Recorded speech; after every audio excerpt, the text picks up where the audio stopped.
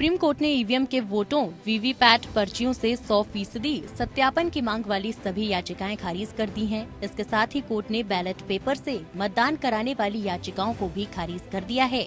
बता दें कि सुप्रीम कोर्ट ने 2 निर्देश दिए हैं। पहला ये है कि सिंबल लोडिंग प्रक्रिया पूरी होने के बाद सिंबल लोडिंग यूनिट को सील कर दिया जाना चाहिए और उन्हें कम से कम 45 दिनों के लिए सहेज कर रखा जाना चाहिए। 1 मई 2024 को या उसके बाद की गई वीवीपैट में सिंबल लोडिंग प्रक्रिया पूरी होने पर सिंबल लोडिंग यूनिट SLU को कंटेनरों में सील और सुरक्षित किया जाना चाहिए। उम्मीदवार या उनके प्रतिनिधि मुहर पर हस्ताक्षर करेंगे। SLU वाले सीलबंद कंटेनरों को परिणामों की घोषणा के बाद कम से कम 45 दिनों की अवधि के लिए ईवीएम के साथ स्ट्रॉन्ग रूम में रखा जाएगा। इन्हें खोलकर ईवीएम की तरह ही जांचा और निपटाया जाना चाहिए।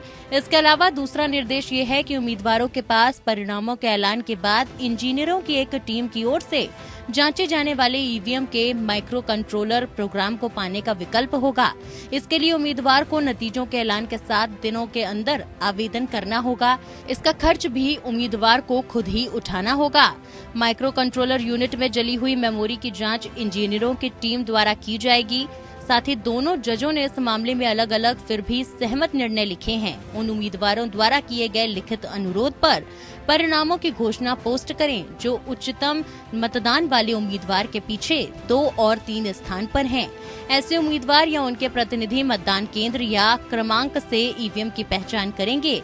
सभी उम्मीदवारों और उनके प्रतिनिधियों के पास सत्यापन के समय उपस्थित रहने का विकल्प होगा।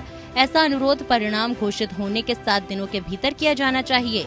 जिला निर्वाचन अधिकारी इंजीनियरों की टीम के परामर्श से जली हुई मेमोरी माइक्रो कंट्रोलर की प्रामाणिकता और अक्षुण्णता को प्रमाणित करेगा। सत्यापन प्रक्रिया आयोजित होने के बाद उक्त सत्यापन के लिए वास्तविक लागत या खर्च ECI द्वारा अधिसूचित किया जाएगा और उक्त अनुरोध करने वाले उम्मीदवार खर्च का भुगतान करेगा। ईवीएम से छेड़छाड़ पाए जाने पर खर्चा वापस कर दिया जाएगा। साथ ही जस्टिस खन्ना ने कहा कि हमने मौजूदा प्रोटोकॉल, तकनीकी पहलुओं और रिकॉर्ड में मौजूद डेटा का हवाला देते हुए उन सभी को खारिज कर दिया है। जस्टिस खन्ना ने चुनाव आयोग से वोटों की पर्चियों की गिनती के लिए इलेक्ट्रॉनिक मशीन के सुझाव की जांच करने को कहा और ये भी पूछा कि क्या चुनाव चिन्ह के साथ साथ प्रत्येक पार्टी के लिए एक बार कोड भी हो सकता है। जस्टिस दत्ता ने अपने फैसले के अतिरिक्त बिंदुओं का जिक्र करते हुए ये भी कहा कि किसी व्यवस्था पर आंख मूंदकर अविश्वास करने से अनुचित संदेह पैदा हो सकता है।